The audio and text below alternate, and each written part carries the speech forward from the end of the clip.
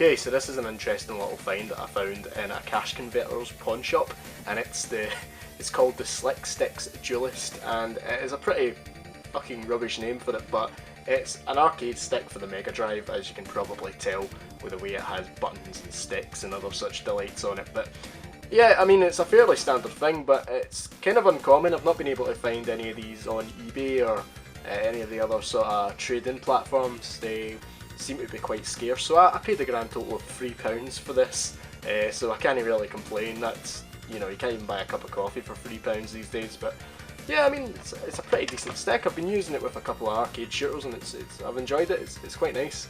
You can see down the centre here it has 4 switches. These are the auto fire and turbo switches, so turn it right for turbo, turn it left for auto fire, and it's quite handy when you're getting frustrated playing an arcade shooter and you want somebody to just fire the guns for you while you concentrate on the fucking driving.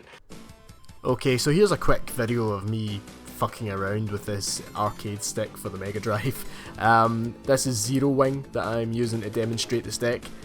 I love it. It's one of my favourite Megadrive games ever, but basically the stick is pretty good. It could be better if it had micro switches within it and all sorts of fancy delights, but let's be real here, a lot of the sticks didn't have that, and if they did, they were quite expensive.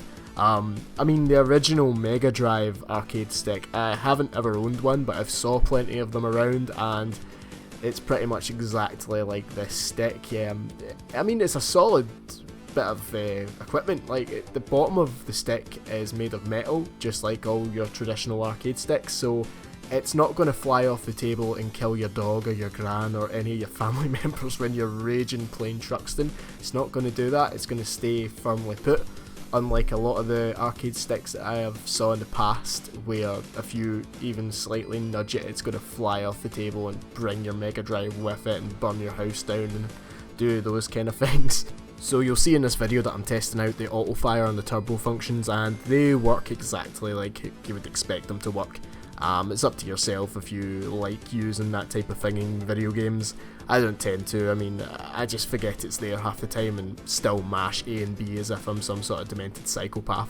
But that's just the way my brain works. I'm pretty sure that if you purchased this stick, you'd be pretty happy with those kind of functions. And it does work on every one of the buttons. I haven't really played a game with it yet that requires using the A and B combined button. I'm pretty sure that it's the fighters that use that, like Street Fighter and Mortal Kombat, but I mean, I'm not even going to try and play those with this stick because I'll end up getting annoyed, and because it's not a micro switched stick, which I keep complaining about that, but see, to be honest, I'm just being a little sissy girl.